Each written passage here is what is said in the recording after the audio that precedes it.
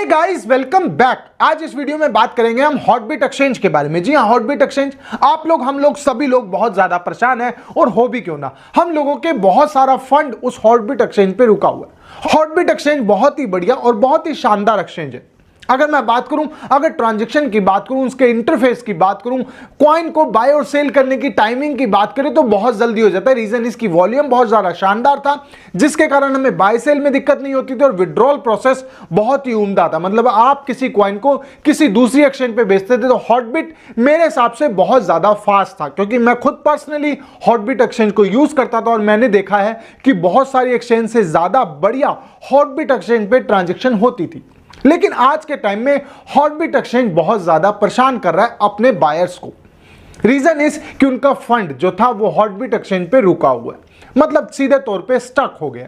अभी वो suspension zone में चल रही है, तो कब निकलेगी ये सस्पेंशन जोन से बाहर, और हॉटबिट का क्या कहना है, इस बारे में बात करेंगे। जैसे कि उन्होंने बताया था कि हमारा एक एक्स एम्प्लॉय था जो बहुत समय पहले अपने काम को छोड़ के चला गया था, लेकिन अब हमें पता चला है कि काफी ऐसे प्रोजेक्ट थे जिसमें वो इन्वॉल्व था।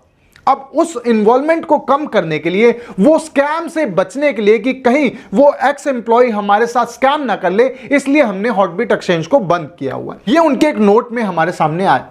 तो ये हो सकता है, बिल्कुल हो सकता है कि ऐसा हो सकता है। देखिए, अगर मैं एक्सचेंज के बारे में बात करें तो बहुत सारी चीजें ऐसी होती हैं जो उनके एम्प्लॉय को पता होती हैं, और जो सीनियर एम्प्लॉय हैं उसको इन बारे में पता होता है। चाहे मैं बात कर लूं, चलिए मैं बात कर ले, तो कुछ ऐसे कोड्स होते हैं, कुछ पासवर्ड्स होते हैं जिसके बारे में एक्सचेंज के जो एम्प्लॉय होते हैं उनको पता हुआ होता है। लेकिन जब वो एम्प्लॉय छोड़ के जाता है तो यकीनन उसके पासवर्ड्स उन लोगों के पास होते हैं, और ऐसे में कहीं भी स्कैम होने का डर है, और उनको यही अंदेशा है कि हमारे साथ कुछ स्कैम ना हो जाए, हमारे बायर्स के साथ कुछ स्कैम ना हो जाए, तो उन्होंने अपनी हॉटबिट को अंडर सस्पेंशन जोन में रखा है। ये एक अच्छी बात है, चलिए हम मान लेते हैं ये अच्छी बात है और हम लोग सेफ हैं, ये भी अच्छी बात है। हालांकि उन्होंने अपने ट्वीट में ये भी बताया कि आपके जितने एसेट्स हैं वो सेफ हैं, लेकिन उन लोगों का क्या जिनका अमाउंट उस एक्सचेंज में फंस गया।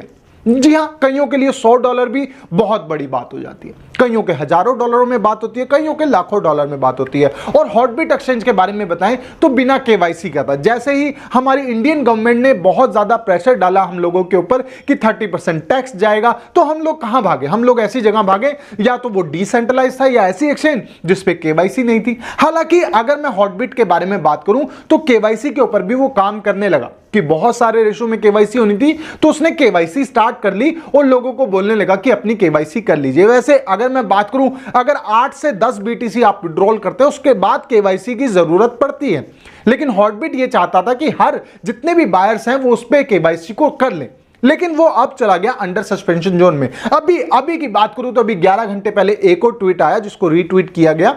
अगर मैं बात करूं, उस पे बताया कि देखिए ये इशू इतना बड़ा नहीं है, इतना बड़ा इशू नहीं है कि एक्सचेंज को कोई हानि पहुंचे, लेकिन हम सेफ तरीके से करना चाहते हैं, इसलिए हम उस एक्सचेंज को अंडर सस्पेंशन जोन में रखा है, और बहुत जल्दी ये रिलीज हो जाएगा और आपको ट्वीट के जरिए सूचित कर दिया जाएगा। जी हां, ये इस ट्वीट में बताया गया, ये पूरे ट्वीट में मैंने आपको ये ट्वीट दिखाया है।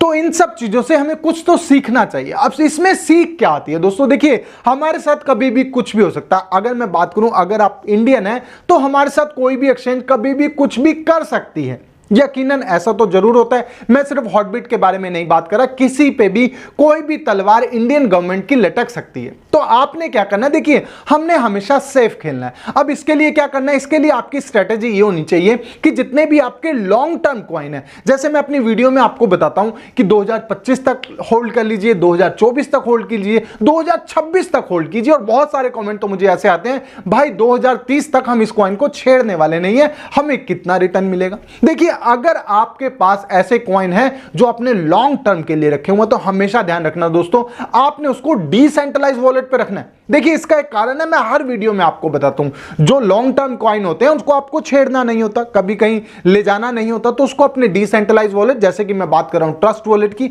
आप उस पे रखिए ना, उस पे आपके कॉइन जो है सेफ है। बस पहली सावधानी क्या बरतनी है?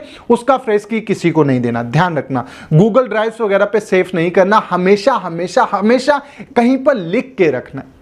आपको हमेशा मैंने अपनी वीडियो में समझाया, एक वीडियो मैंने इसके ऊपर बनाई है कि आप अपने कॉइन को सेफ कैसे कर रखें। कुछ ऐसी गलतियां होती है जो हम जाने अनजाने में कर देते हैं, वो आपने जरूर देखनी है। इसका थंबनेल है, ये कार्ड है, ये देखेंगे ना तो आपको पता चल जाएगा आपको कॉइन के साथ क्या करना है और ऐसी कौन सी गलतियां जो आप जाने न जाने में मोबाइल के साथ कर देते हैं और आपका जो एसेट्स है वो चोरी हो जाता है। ऐसा बहुत है कि स्कैमर दुनिया भर के आ गए हैं क्रिप्टो करेंसी में।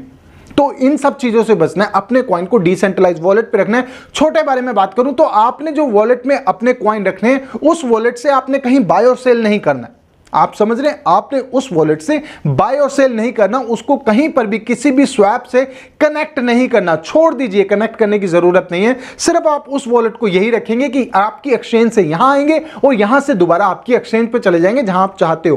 क्रिप्टो करेंसी को अगर मैं बात करूं किसी स्वैप से, कई बार ऐसा होता है कुछ ऐसी स्वैप आ जाती हैं जो आपके साथ चीटिंग कर सकती हैं।